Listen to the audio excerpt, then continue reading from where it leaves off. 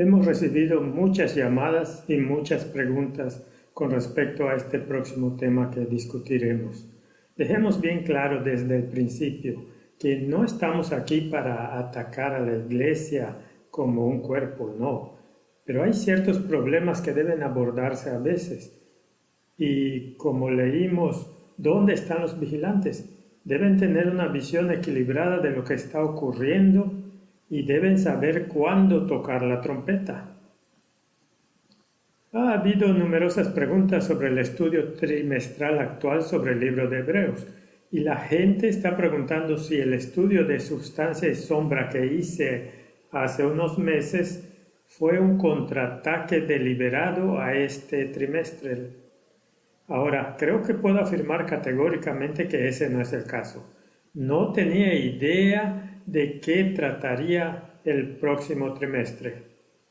No tenía idea de qué iba a ser sobre el libro de Hebreos, pero tenía una urgencia terrible de hacer un estudio sobre el libro de Hebreos. Y era una urgencia abrumadora. Me despertaba por la noche, iba y me sentaba y miraba este asunto y no tengo idea de por qué estaba sucediendo. No había ningún plan ni ninguna suposición de mi parte, no tenía idea de lo que se avecinaba, pero me vi obligado a hacerlo.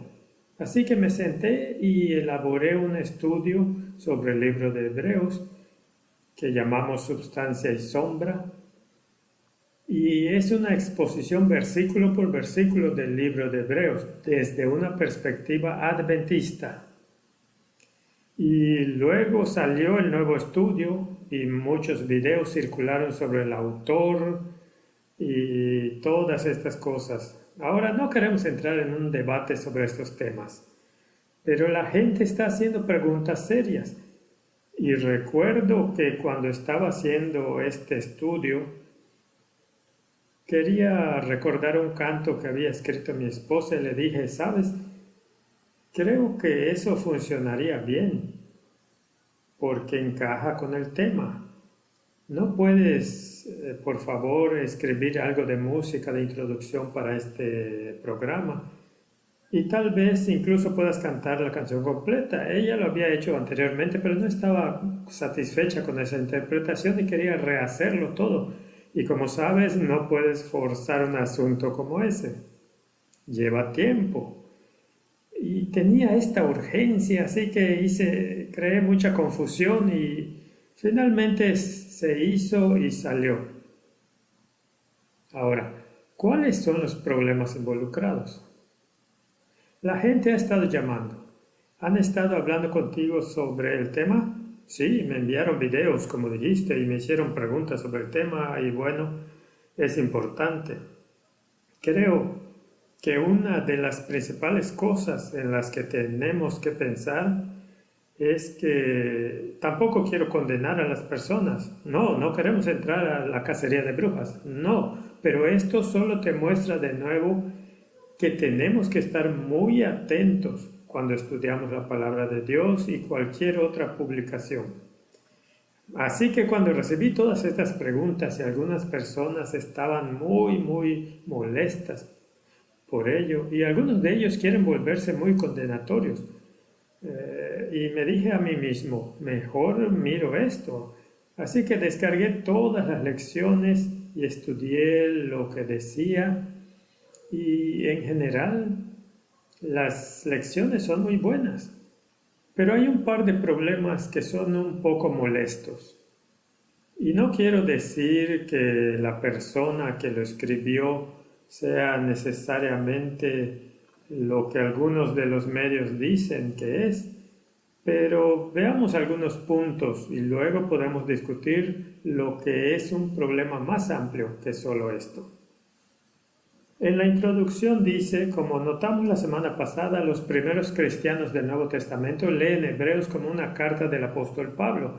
Estrictamente hablando, sin embargo, el escritor del libro de Hebreos parece ser anónimo. La especulación llega a por lo menos 13 candidatos posibles autores como Lucas, Bernabé, Judas, Esteban, Priscila y Aquila, Apolos e incluso María, la madre de Jesús.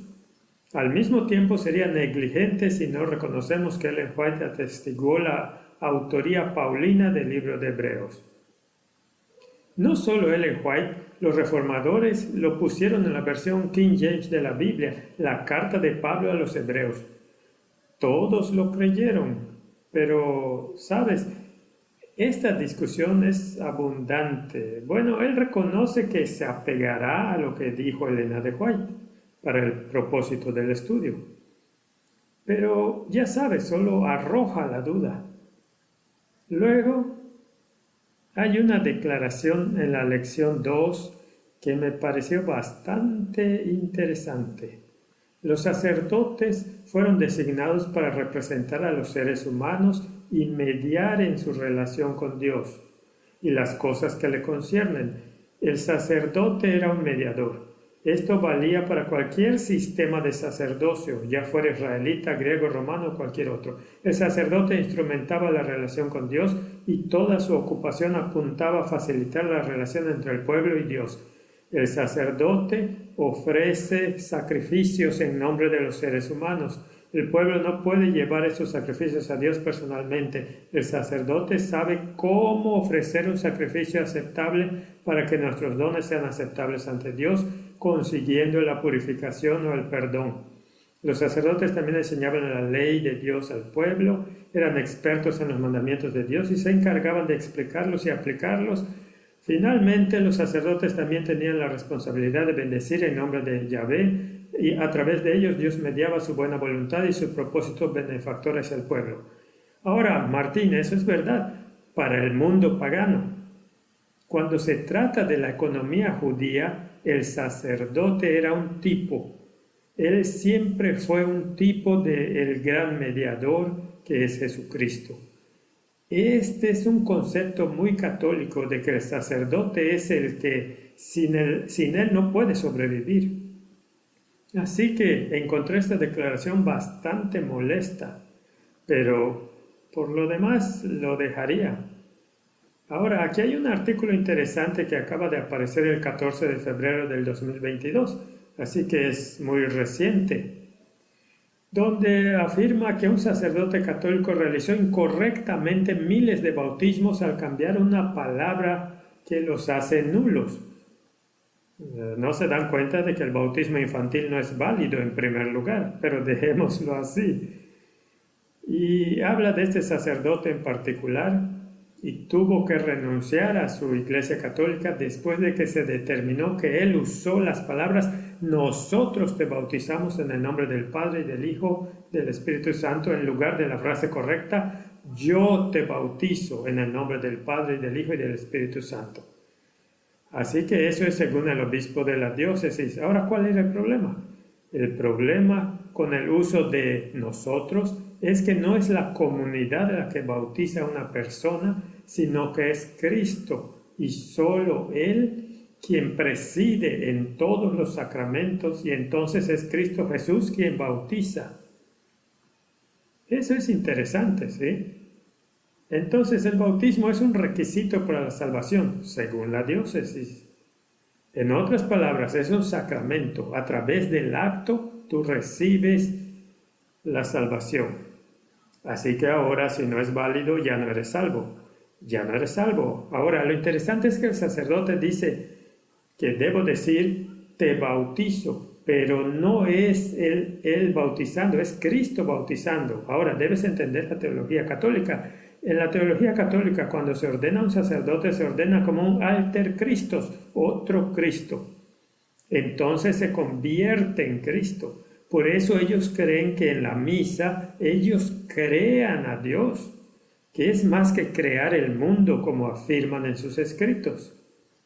Así que literalmente se convierten en el mediador. Ahora, eso es paganismo del orden más alto. Y el estudio, la lección de estudio es bastante correcta al condenar eso como paganismo, pero arrojando a los hebreos allí están perdiendo la tipología. Y es muy peligroso, y si miras el espíritu de profecía, ella deja muy claro que el sacerdote siempre ha sido un tipo, siempre un tipo. Una persona me encontró y estaba extremadamente furioso con las primeras declaraciones de la lección. Así que le echamos un vistazo solo para ver de qué se trataba y dice: fue en la iglesia cuando la vio por primera vez. Estaba haciendo un recado, absorto en sus pensamientos cuando lo que vio lo impactó. El cuadro tenía poco menos de 2 metros de alto y 3 de ancho, pero la niña retratada ejercía una extraña fuerza cautivadora sobre el joven. ¿Por qué no podía apartar los ojos de ella? ¿Qué era? Después de reflexionar, se dio cuenta de que eran los ojos.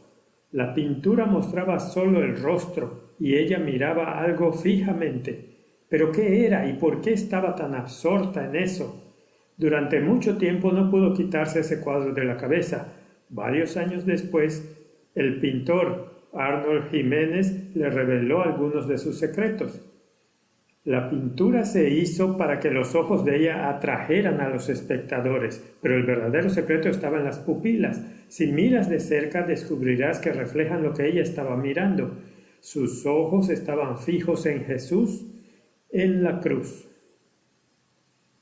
Ahora, esta es una historia general sobre alguien, y puede surgir la idea de que esto está haciendo uso de un método que Pablo también usó cuando dijo: hubo un hombre que fue llevado en visión, y que en realidad estaba hablando de sí mismo.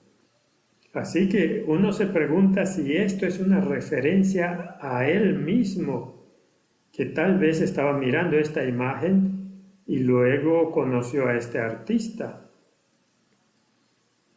Esto es muy interesante. Si eso es así o no son puras conjeturas, pero cuando buscas a este artista Arnold Jiménez, verás que es un artista que tiene muchas pinturas y muchas exposiciones y habla sobre el posmodernismo y todo tipo de cosas interesantes. Y en su colección, esta imagen a la que se refiere es una imagen de María, así que es Mariología. Y es muy extraño que no mencione esto, sino que simplemente la llama niña, cuando en realidad es María lo que estamos presentando aquí. Ahora, la Mariología es algo que no tiene cabida dentro de un escenario adventista del séptimo día, porque estamos hablando del sumo sacerdote, y también la imagen es el crucifijo. Sí, y cuando estamos tratando con el estudio del libro de Hebreos, estamos tratando con un sumo sacerdote vivo. Así que es una introducción muy extraña a la historia. Otra cosa muy interesante es la forma en que usa las traducciones de la Biblia.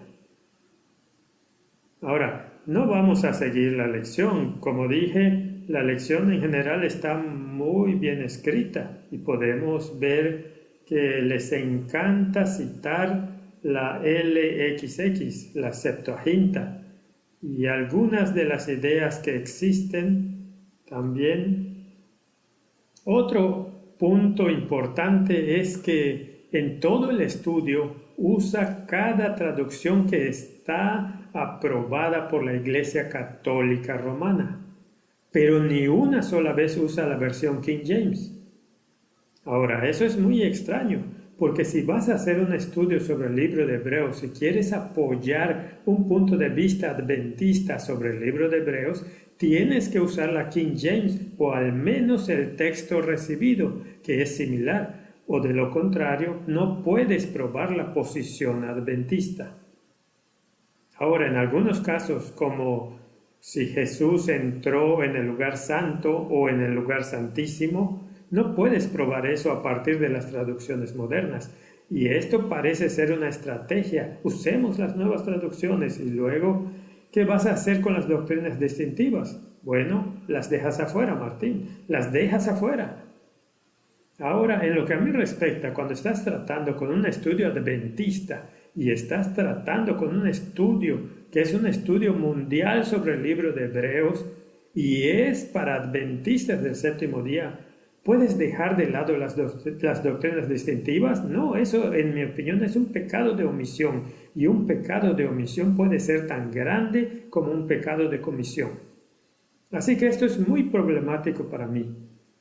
Ahora, sé que el tema de las traducciones de la Biblia siempre es un tema muy delicado, pero cuando solo citas estas versiones modernas y no puedes apoyar la doctrina adventista, eso se vuelve problemático. En cuanto a la elección se refiere, en general está bien escrita. Tiene muchos puntos buenos, pero podría haber sido escrita por cualquier evangélico. No necesariamente tiene que ser un adventista cuando la estudias. Una de las doctrinas más importantes de la Iglesia Adventista es el juicio investigador.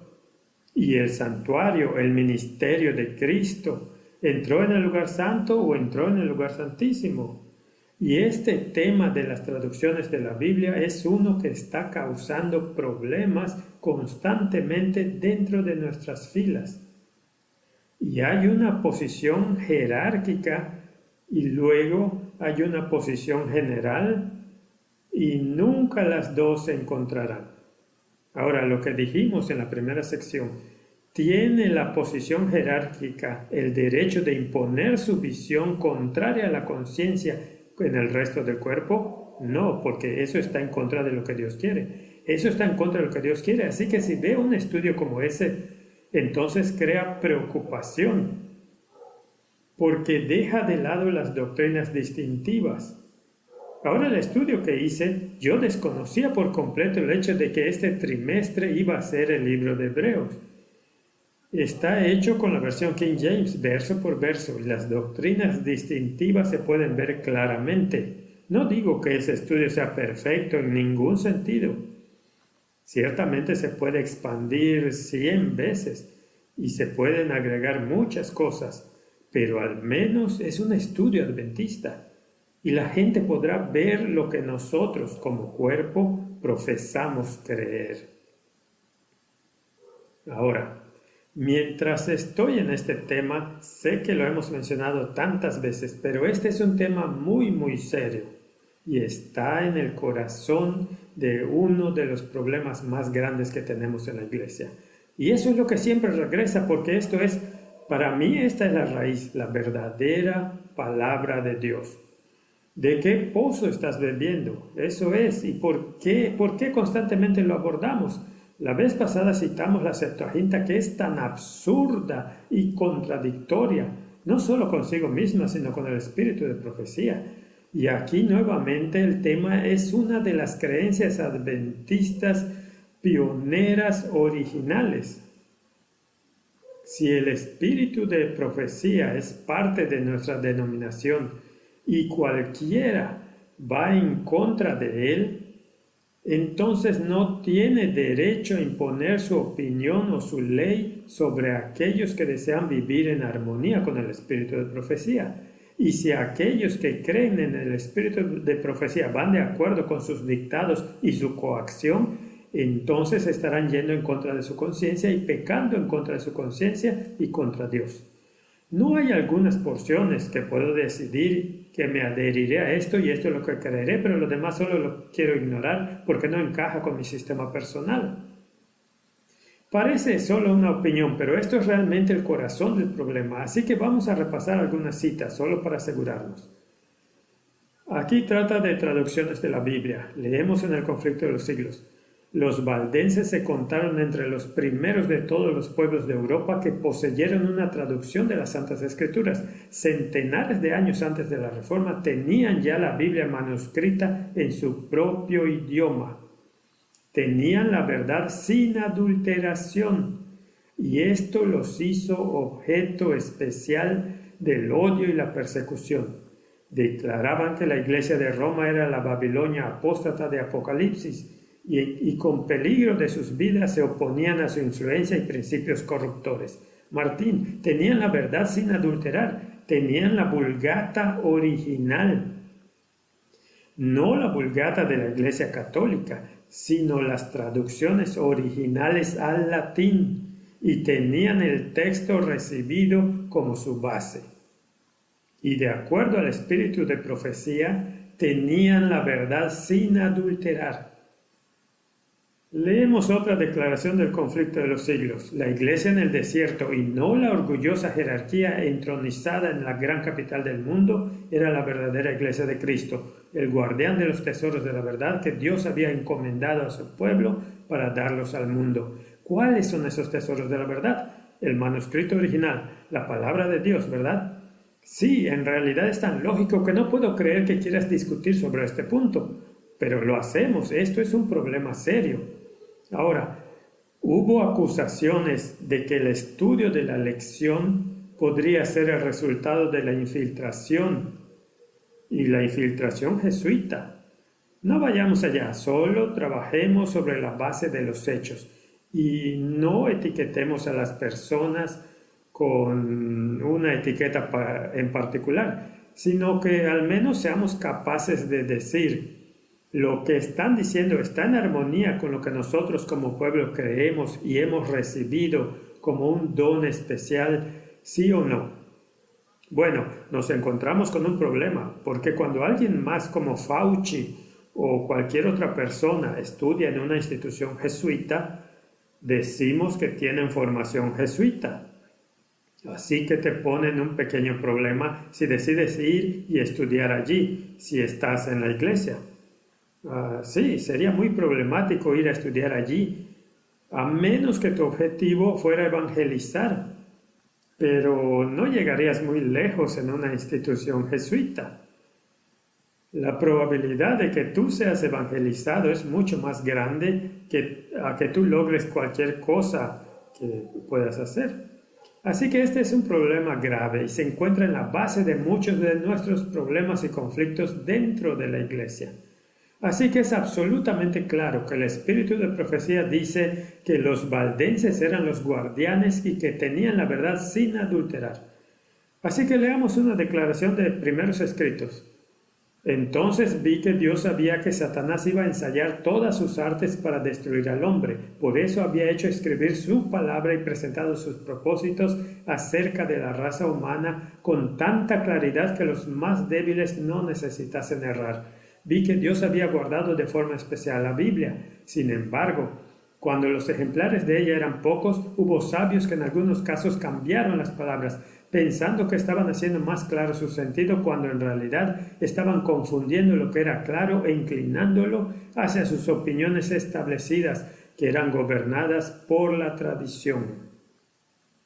De lo que ella está hablando es de personas que toman la palabra de Dios y la adulteran de acuerdo con sus puntos de vista, a menudo puntos de vista paganos, y estamos hablando de personas como Orígenes, por ejemplo, y luego los que siguieron a Orígenes como Eusebio y los que siguieron a Eusebio como Jerónimo. Y ellos estaban leyendo estos escritos adulterados. Y luego advierte, y esto es en 1906, verás dentro de poco que habrá quienes se cansarán de escuchar repetir las cosas que deberían hacer, pero no desean hacer, y cambiarán la redacción de la Biblia. Sabemos lo que dice el Señor en Apocalipsis acerca de los que hacen eso. Un pacto perpetuo es un pacto perpetuo. Entonces sabemos que habrá un cambio. Sabemos que han cambiado la palabra, que el Señor había guardado especialmente su palabra. Así que debe haber dos categorías. Debe haber una categoría vigilada y debe haber una falsa. Sí. Ahora, ¿quiénes eran los guardianes de la verdadera? La iglesia de Dios, el pueblo de Dios, los valdenses. Los valdenses tenían la verdad sin adulterar. ¿Quiénes tenían las falsas? El papado. El papado es sencillo. Sí, así que ahora, si lo haces así, puedes decir que está bien. Entonces, ¿qué aprueba el papado? Entonces, tiene que caer en esa línea. Está bien. Entonces, demos un paso más, otra vez del conflicto de los siglos. ¿Nuestra iglesia, al menos públicamente, no respalda el conflicto de los siglos? Sí, está bien. Al mismo tiempo que Lutero daba la Biblia al pueblo de Alemania, Tyndale era impulsado por el Espíritu de Dios a hacer otro tanto para Inglaterra. La Biblia de Wycliffe había sido traducida del texto latino. que esa es la Vulgata Latina de la Iglesia Católica, que no debe confundirse con la Vulgata Latina de los valdenses, que se basó en el texto recibido. La Biblia de Wycliffe había sido traducida del texto latino, que contenía muchos errores. No había sido impresa y el costo de las copias manuscritas era tan crecido que, fuera de los ricos y los nobles, pocos eran los que podían proporcionárselas, y como además la Iglesia las proscribía terminantemente, solo alcanzaban una circulación muy escasa. En el año 1516, o sea, un año antes de que aparecieran las tesis de Lutero, había publicado Erasmo su versión greco-latina del Nuevo Testamento. Esta era la primera vez que la palabra de Dios se imprimía en el idioma original. En esta obra fueron corregidos muchos de los errores de que adolecen las versiones más antiguas, y el sentido de la escritura era expresado con más claridad. Tyndale iba a completar la obra de Wycliffe al dar a sus compatriotas la Biblia en su propio idioma. Así que la palabra de Dios estaba en este manuscrito de Erasmo, y este fue el texto recibido. Y tanto Martín Lutero como Tyndale usan esos manuscritos. Esto es lo que Dios le dio a los reformadores. No es ciencia espacial. Ahora, Martín, así que durante años el texto recibido fue la base del protestantismo. La Biblia de Ginebra se basó en el texto recibido. Había usado manuscritos valdenses y los manuscritos griegos que vinieron más tarde. Y luego Tyndale había usado el escrito recibido y Martín Lutero había usado el texto recibido. Cambiaron el idioma y nació la Biblia King James. Ahora, no importa si el rey James era un buen hombre o si era un hombre malo. La pregunta es, ¿quién tradujo esa Biblia? Fueron los reformadores, los que defendieron el principio, que habían pasado por la agitación y el martirio y el derramamiento de sangre y guerra. Ellos fueron los que lo tradujeron. Y fueron muy cuidadosos al traducirlo, usando los manuscritos que habían estado disponibles, incluyendo los manuscritos valdenses. Y también es importante traer aquí que aunque la King James no es infalible, que no haya errores en ella, si el texto recibido es de donde proviene, y ahí es donde está la base. Ahí es donde está la base. Así que si hay una palabra incorrecta aquí o una palabra incorrecta allí, es irrelevante. El punto es que las doctrinas provienen del texto recibido. Esa fue la Biblia protestante. Así que ahora, ¿de dónde obtenemos estas versiones modernas? ¿Sabes? Cuando la Biblia de los Testigos de Jehová apareció por primera vez, hubo una gran protesta debido a todos los cambios que se habían realizado. La gente estaba horrorizada por los grandes cambios. Pero esa era la traducción del Nuevo Mundo. Pero las traducciones más nuevas, como la Nueva Versión Internacional y las subsecuentes a esa, hacen aún más diferencias y más cambios, y nadie se queja para nada.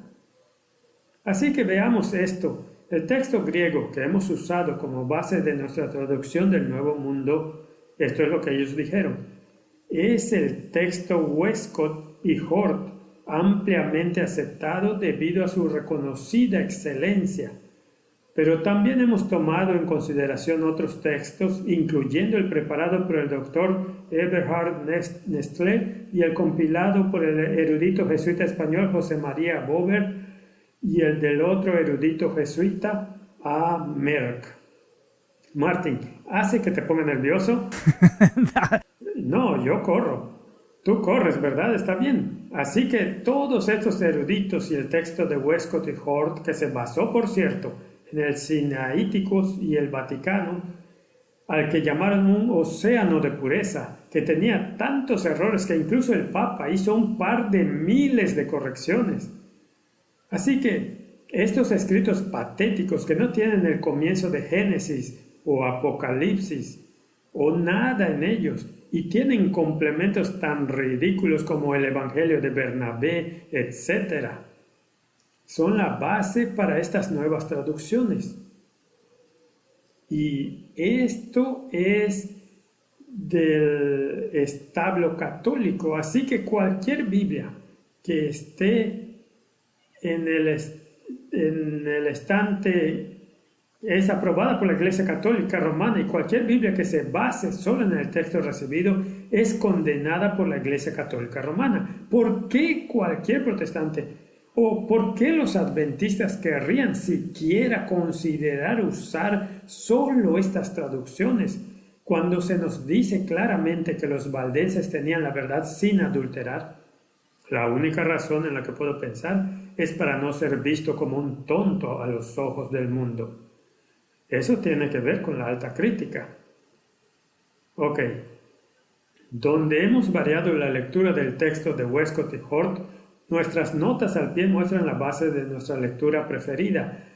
Damos cierta definición al trasfondo de las interpretaciones de nuestro texto al mostrar en nuestras notas al pie los manuscritos más antiguos y las versiones que llamamos de soporte. Esas son, por supuesto, las del Vaticano y la del Sinaí. La base para la traducción moderna de la Biblia es el texto de Nestlé Aland, que está basado en el mismo puñado de manuscritos descritos anteriormente. De hecho, Nestlé deja en claro al afirmar explícitamente que el manuscrito del Vaticano debe ser preferido por encima de todos los demás manuscritos. No la orgullosa jerarquía de Roma, sino los valdenses.